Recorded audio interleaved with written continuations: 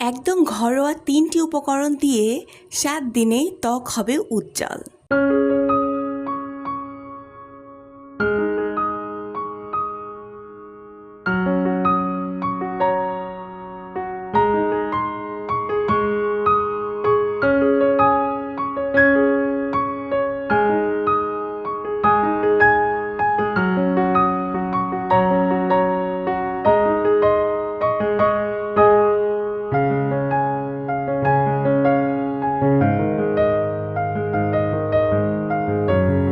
আসসালামু আলাইকুম।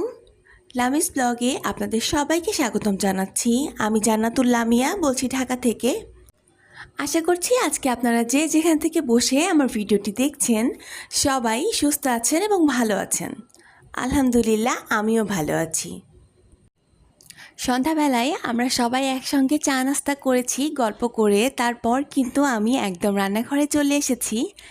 আর এরপর আমি রুটি বানিয়ে নেব।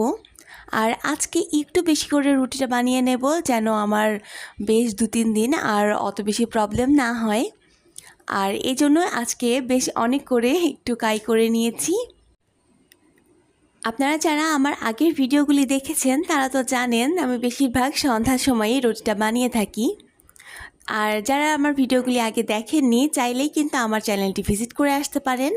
সেখানে এই জাতীয় অনেক রকমের ভিডিও আছে। আপনারা যারা এরকম সাংসারিক লাইফস্টাইল দেখতে পছন্দ করেন তাদের হয়তো বা ভালো লেগে যেতে পারে। তো চাইলেই আপনি আমার চ্যানেলটি ভিজিট করে আসতে পারেন। আমি ডেসক্রিপশন বক্সে কিছু লিঙ্ক দিয়ে রাখবো, চাইলে আপনারা দেখে নিতে পারেন। ভিডিওর প্রথমেই কিন্তু আজকে বলে নিচ্ছি আমার প্রিয় আপু ভাইয়া এবং আন্টিদের কাছে, আমার ভিডিওর কোনো একটি অংশ যদি আপনাদের কাছে ভালো লেগে থাকে তাহলে প্লিজ আমার ভিডিওটিতে একটি লাইক দিয়ে যাবেন। আর যদি খুব বেশি ভালো লেগে যায় তাহলে প্লিজ আমার চ্যানেলটি সাবস্ক্রাইব করে আমার পাশে থেকে যাবেন, যেন আমি কোনো ভিডিও আপলোড করার পরে আপনার কাছে নোটিফিকেশনটা পৌঁছে যায় আর আপনি আপনার সময় মতো ভিডিওটি দেখে নিতে পারেন। তো এই যে দেখছেন প্রথম রুটিটা কিন্তু বরাবরের মতনই আবারও ফুলে ওঠেনি। তারপর কিন্তু বাকিগুলো মাশাল্লাহ সবগুলোই ফুলে উঠেছে, কিন্তু কেন যেন প্রথম রুটিটা আমার কাছে কখনোই ফুলতে চায় না। তো কেন যে হয় আসলে বুঝি না। প্রত্যেকবারই তো ভালোভাবেই বানানোর চেষ্টা করি, কিন্তু আসলে আমার রুটিটা তো সেরকমভাবে গোল হয় না। তবুও আমি চেষ্টা চালিয়ে যাচ্ছি, কোনো একদিন ইনশাল্লাহ গোল হয়ে যাবে।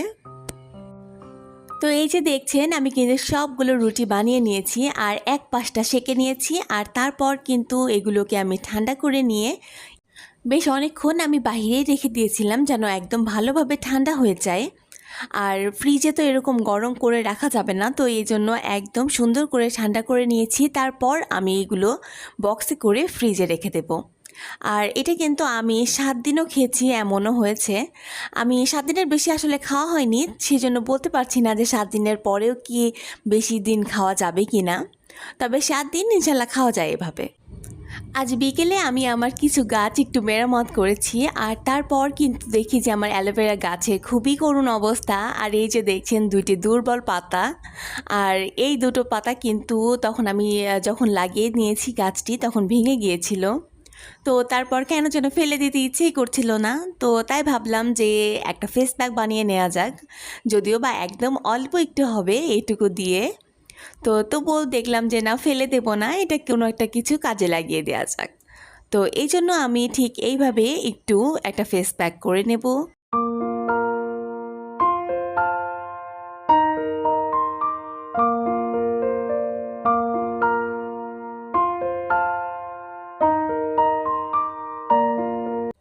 পাতার দুই পাশে যেই কাটা অংশটি থাকে সেটি আমি ছুরির সাহায্যে বাদ দিয়ে দিয়েছি। আর এরপর আমি পাতার এই এক পাশের খোসাটি একটু তুলে নেব। আর এটি এমনভাবে করব যেন এক পাশটাতে অ্যালোভেরা জেলটি পুরোটাই থেকে যায় আর এক পাশে শুধু খোসাটাই চলে আসে। ঠিক এভাবেই আমি সবগুলো পাতার খোসাগুলি ছাড়িয়ে নেব।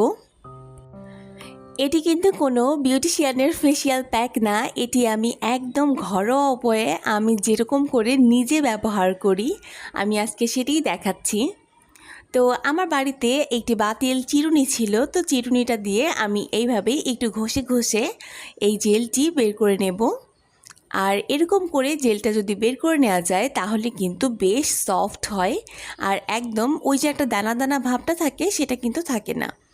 একদম সুন্দর করে এরকমভাবে ছাড়িয়ে নিতে হবে। এরপর সবগুলো পাতা থেকে জেলটি বের করে নিয়ে আমি একটু একটা কাঁচা চামচ দিয়ে কিন্তু ভালোভাবে একটু মিক্স করে নেব, যেন একটু মসৃণ হয়ে যায় অ্যালোভেরাটি। এরপর এর মধ্যে দেব আমি কাঁচা দুধ। এরপর যখন একটু ভালোভাবে মিক্স করে নেওয়া যাবে তখন কিন্তু বেশ একটা আঠালো আঠালো ভাব চলে আসে, কিন্তু সেটি আপনারা কখন পাবেন, যখন অ্যালোভেরা জেলটি বেশি থাকবে এবং দুধের মাত্রাটাই একটু কম থাকবে। তো আমি এখানে যেহেতু দুধের মাত্রাটা একটু বেশি দিয়েছি, এখানে আমি আরও কিছু অ্যাড করব।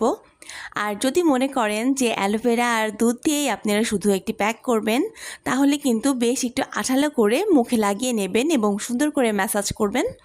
এতে করে কিন্তু বেশ সুন্দর একটা ফলাফল পাবেন। আমি এখানে আমরা যে প্রতিদিন রুটি খাই যেই আটা দিয়ে, আমি সেই আটা কিন্তু এখানে দিয়েছি। আসলে ভিডিও করতে করতে কখন যে ফোনটি অফ হয়েছিল আমি একদমই খেয়াল করিনি, তো এই জন্য কিন্তু এই আটা দেওয়াটুকু স্কিপ হয়ে গিয়েছে। তো আশা করছি আপনারা একটু বুঝে নেবেন। আমি একটু ঘনত্বটা বুঝিয়ে তারপর কিন্তু আটাটা দিয়েছিলাম। আপনারা দেখেই হয়তো বা বুঝতে পারছেন যে এটার ঘনত্বটা ঠিক কীরকম হবে। এই যে দেখুন, আমি কিন্তু চামচ দিয়ে উঠাতে পারছি, এরকম লিকুইড হবে, একদম একটু নরম নরম ভাব থাকবে, খুব বেশি আঠালো হবে না। আপনি হাত দিয়ে তুলতে পারবেন, ঠিক এরকম একদম মসৃণ হবে। আর এটা দেওয়ার পর কিন্তু বেশ ভালোভাবে আমি একটু ম্যাসাজ করে দেখাচ্ছি যে, আর এটা নিয়ে কিন্তু অনেকক্ষণ রেখে দিতে হবে না, আমি কখনোই এরকম করিনি। আমি একদম সুন্দরভাবে একটু ম্যাসাজ করে নিয়ে তারপর কিন্তু সাথে সাথেই ধুয়ে ফেলি। আর এই যে আমি কিন্তু ট্যাপের পানি দিয়েই ধুয়ে নিচ্ছি। যেই 3টি উপকরণ দেখালাম সেটি কিন্তু প্রায় আমাদের সবার বাড়িতেই কিন্তু একদম অ্যাভেলেবল থাকে। আর এটি কিন্তু আপনারা একদম পুরো বডিতেই আপনি এটা ম্যাসাজ করতে পারবেন, আর এটা করে সাথে সাথে ধুয়েও নিতে পারবেন। শুধু 7 দিন আপনি এরকমভাবে ইউজ করে দেখুন, মাশাআল্লাহ বেশ ত্বকটি অনেক বেশি উজ্জ্বল হবে। আমি কিন্তু বলছি না যে এটা মাখার সাথে সাথেই আপনি অনেক বেশি একদম দুধের মতো ফর্সা হয়ে যাবেন। এই ক্ষেত্রে আপনার ত্বকের যত ময়লা আছে সেগুলোকে উঠিয়ে আপনার ত্বকটি অনেক বেশি উজ্জ্বল করবে এবং ত্বক হবে অনেক বেশি মসৃণ।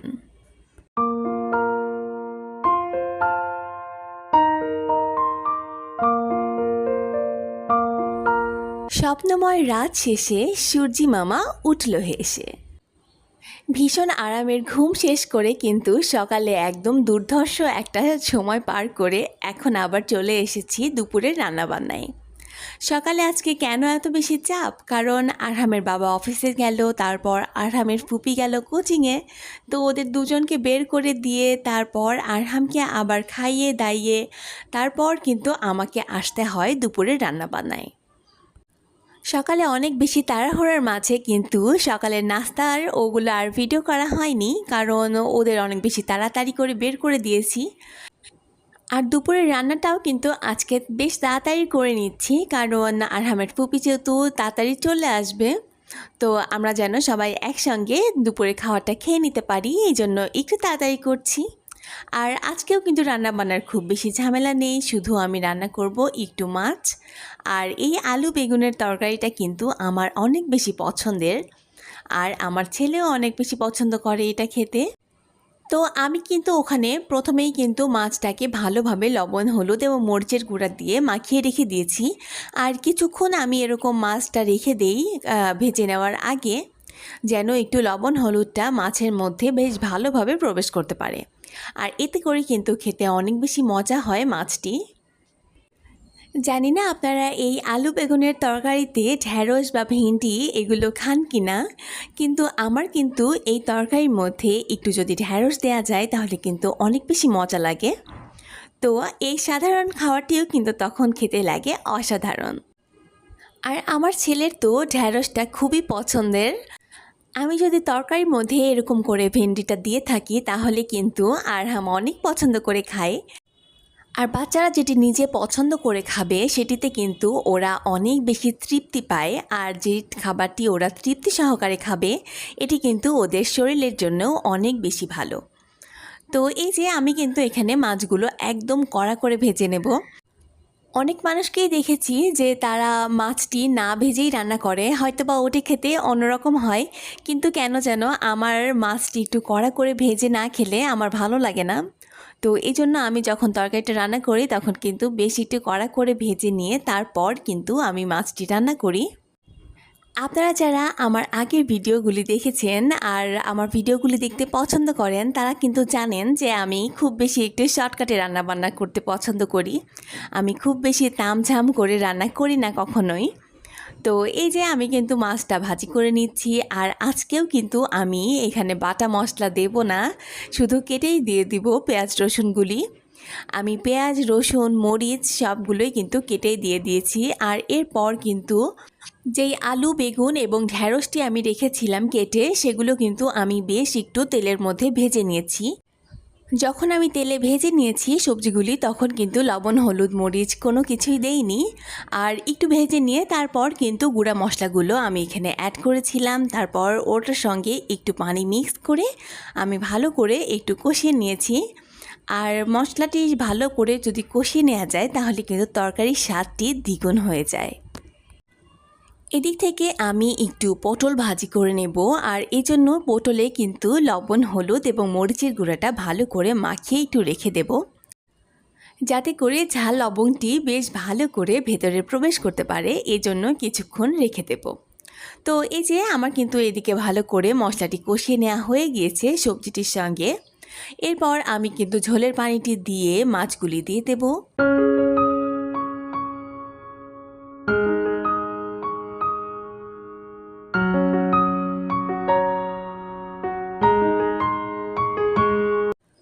ঝোলের পানি এখানে আমি অনেক বেশি দিয়েছি ঠিকই, কিন্তু পরে কিন্তু এগুলোকে আমি শুকিয়ে নেব। কেন যেন আমার মনে হয় যে তরকারিটি যত বেশিক্ষণ ফুটবে তত বেশি টেস্ট হয়। তো এটা আসলে আমার মনের কথা আসলে। তো আমি এই জন্য একটু ঝোলের পানিটা বেশি অ্যাড করি, পরে কিন্তু শুকিয়ে নেই। তো এই যে এদিক থেকে কিন্তু আমি পটল ভাজিটাও করে নিচ্ছি, কারণ ওদিক থেকে রান্নাটা হতে থাকুক, খুব বেশিক্ষণ যেহেতু সময় লাগবে না। আমি রান্না করতে করতেই কিন্তু আরহামের ফুপি বাসায় চলে এসেছিল। এরপর কিন্তু আরহাম অনেক বেশি খুশি ছিল, কারণ ওর ফুপি যতক্ষণ কোচিংয়ে থাকে ততক্ষণ মনে হয় যে ওর দিন যায় না, আর যখন ফুপি চলে আসে তখন কিন্তু অনেক বেশি মজা করে। তো আসলে এতদিন তো একা একাই থাকতো, একা থাকতে ওর একটা অভ্যাস হয়ে গিয়েছিল, কিন্তু এখন যখন একটু ফুপিকে পেয়েছে, একটা সাথী পেয়েছে, তখন কিন্তু একা একা আর থাকতে চায় না। তো যাই হোক, এদিকে কিন্তু আমার রান্নাবান্না কমপ্লিট হয়ে গিয়েছে, আর এরপর আমরা খাওয়া দাওয়াটা করে নেব। আজকের ভিডিওটি এ পর্যন্তই রাখছি, দেখা হচ্ছে পরের ভিডিওতে ইনশাল্লাহ। ততক্ষণ পর্যন্ত সবাই ভালো থাকুন, সুস্থ থাকুন, সবাই আমার জন্য দোয়া করবেন। আসসালামু আলাইকুম, সবাইকে খোদা হাফেজ।